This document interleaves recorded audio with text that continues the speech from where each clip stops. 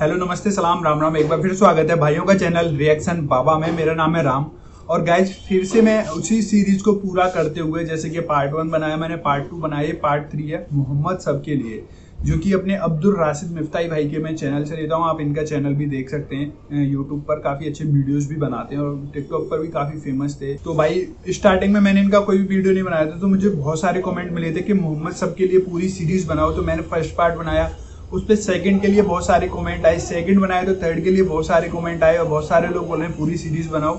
अगर आप लोग भी चाहते हैं पार्ट 3 के बाद और नेक्स्ट सीरीज है तो प्लीज़ कमेंट करें। reactionbaba.official मेरा इंस्टाग्राम पेज है, प्लीज़ मुझे वहाँ फॉलो जरूर कर लें एक बार। और अगर आपका कोई भी क्वेश्चन है या जस्ट फॉर बात करने के लिए भी आप मुझे वहाँ मैसेज कर सकते हैं, मैं सबका रिप्लाई करता हूँ गाइस। तो आज का रिएक्शन मोहम्मद सबके लिए पार्ट 3 स्टार्ट कर लेता हूँ बिना किसी देरी के। तो वीडियो पसंद आए तो एक लाइक कर देना, फर्स्ट टाइम चैनल पे वीडियो देख रहे हैं प्लीज सब्सक्राइब कर देना। आज का रिएक्शन स्टार्ट कर लेते हैं, लेट्स प्ले गाइस। अस्सलाम वालेकुम दोस्तों, कैसे हो? उम्मीद है कि सब खैरियत से होंगे। अल्लाह आप लोगों को ऐसे ही खुश रखे। सरकार दो आलम सल्लल्लाहु अलैहि वसल्लम की जिंदगी पर बनने वाली वीडियो सीरीज का ये तीसरा हिस्सा है, यानी पार्ट 3 है। थोड़ा हम रिकैप कर लेते हैं कि हमने दूसरे हिस्से में क्या सुना, ताकि ये तीसरा हिस्सा हमें अच्छे से समझ में आए। हमने दूसरे हिस्से में सुना कि हजरत इस्माइल अलैहिस्सलाम की औलाद में कुसै बिन किलाब पैदा हुए।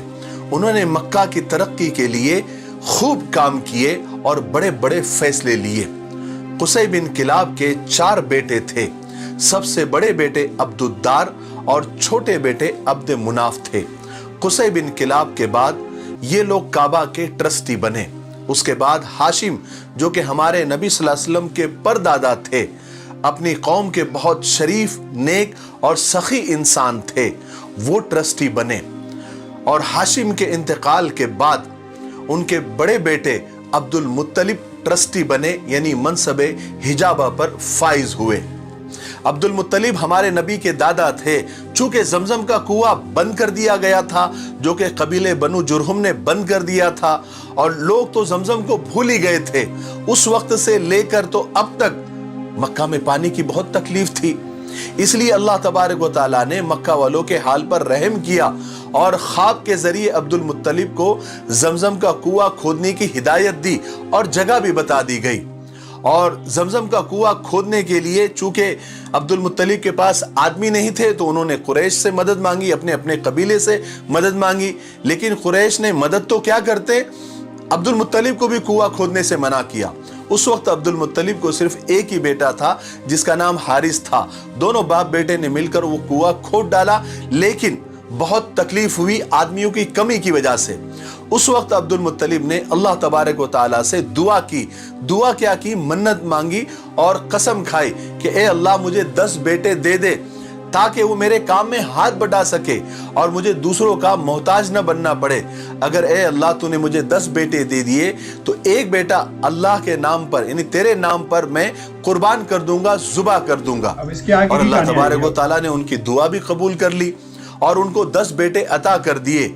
जब वो जवान हुए तो अब्दुल मुत्तलिब को अपनी कसम पूरी करने का इरादा हुआ, तो उन्होंने उस वक्त के हिसाब से कुरा अंदाजी की, जो भी उसकी तरतीब हो सकती थी। हम उसको समझने के लिए चिट्ठियां बोलते हैं। जब वो चिट्ठियां डाली उन्होंने 10 बेटों की, तो नाम निकला सबसे छोटे बेटे जनाब अब्दुल्ला का। और जनाब अब्दुल्ला हमारे नबी के वालिद थे। अब आगे सुनते हैं। अगर अब भी आप लोगों के समझ में नहीं आया तो आप वो दोनों वीडियो पार्ट 1 और पार्ट 2 पहले देख लीजिए। दोनों वीडियो के लिंक नीचे डिस्क्रिप्शन में मौजूद है। चलिए आगे बढ़ते हैं। जनाब अब्दुल्ला अब्दुल मुत्तलिब के सबसे छोटे बेटे थे। सबसे खूबसूरत, सबसे खूबसीरत और समझदार थे। सब तरफ, यानी पूरे मक्का में क्या, पूरे अरब में उनके खूबसूरती के बहुत चर्चे थे। हर घराना उन्हें अपना दामाद बनाना चाहता था। हर लड़की उन्हें अपना शौहर बनाना चाहती थी। अचानक जब लोगों को मालूम हुआ कि अब्दुल मुत्तलिब ने 10 बेटों में से एक बेटे को कुर्बान करने की कसम खाई है और कुर्बानी के लिए जनाब अब्दुल्ला का नाम आया है, तो लोगों को बहुत दुख हुआ, क्योंकि अब्दुल्ला से हर शख्स मोहब्बत करता था और कोई ये नहीं चाहता था कि जनाब अब्दुल्ला इस तरह जुबा हो जाए। तो लोग जौक दर जौक यानी अलग अलग ग्रुप में आकर अब्दुल मुत्तलिब को रोकने लगे, समझाने लगे, मनाने लगे। लेकिन अब्दुल मुत्तलिब तो अपनी कसम पूरी करने पर बिल्कुल अड़े हुए थे।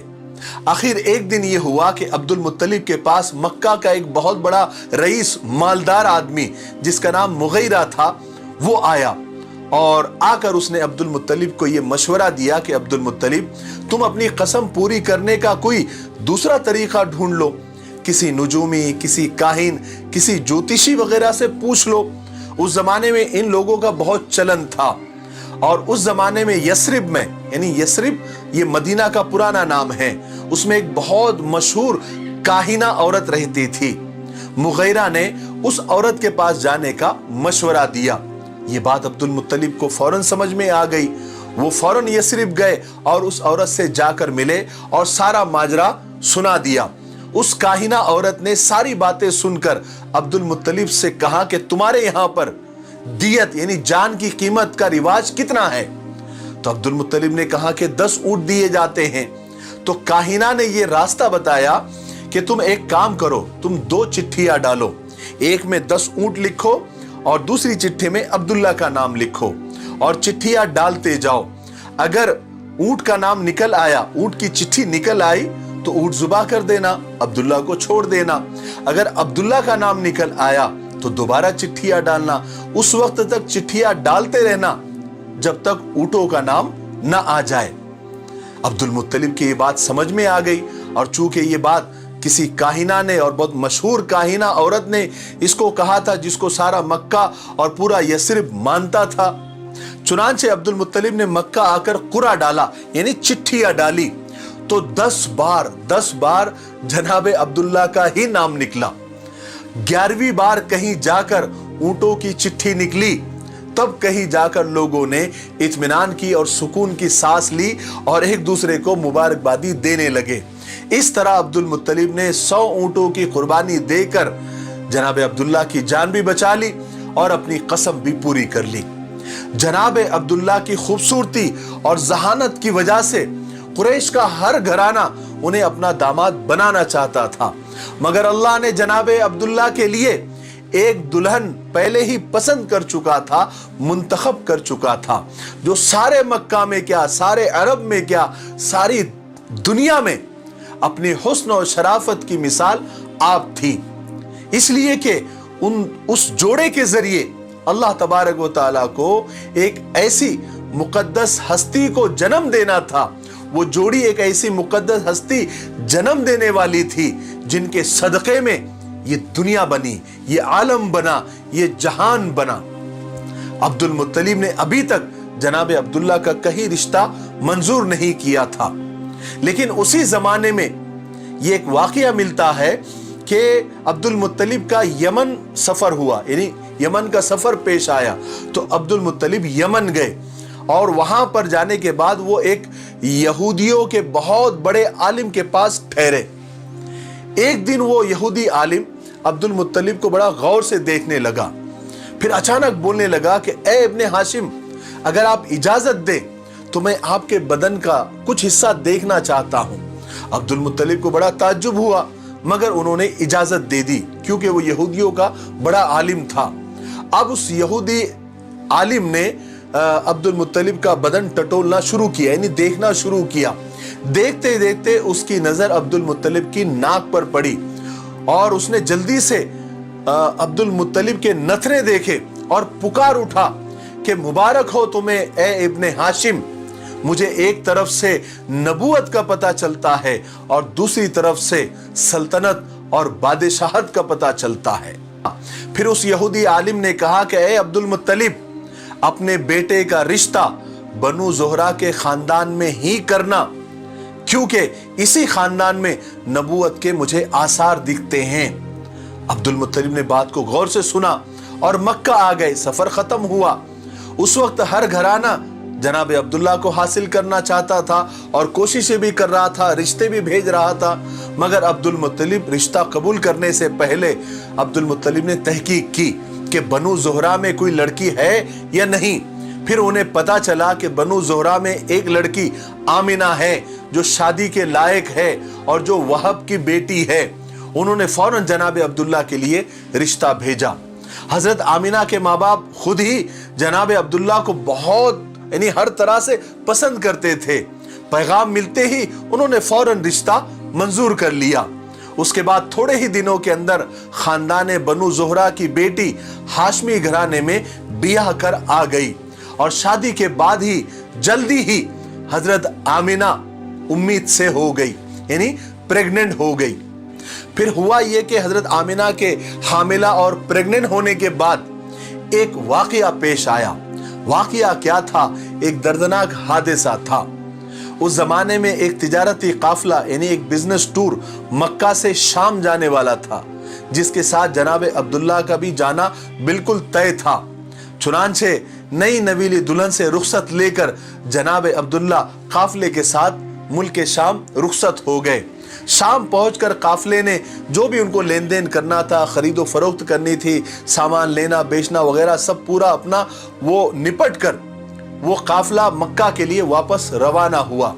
लेकिन अल्लाह को ये मंजूर नहीं था कि जनाब अब्दुल्ला दोबारा घर लौटे, अब्दुल मुत्तलिब अपने बेटे को दोबारा देखे और जनाब अब्दुल्ला अपनी नई नवीली दुल्हन से फिर मिले। जब ये काफिला यसरब पहुंचा तो अचानक जनाब अब्दुल्ला की तबीयत खराब हो गई और कुछ ही दिन के बाद उनका इंतकाल हो गया। उन्हें यसरिब के करीब ही एक मकाम इबवा पर या अबवा पर दफन कर दिया गया। जब ये खबर मक्का पहुंची कि जनाब अब्दुल्ला का इंतकाल हो गया है तो मक्का में कोहराम समझ गया। हर छोटा बड़ा अपना पराया, हर कोई गमजदा था, हर कोई रो रहा था, क्योंकि सब जनाब अब्दुल्ला को बहुत चाहते थे और उनकी अभी अभी शादी भी हुई थी और उनके घर बच्चा पैदा होने वाला था।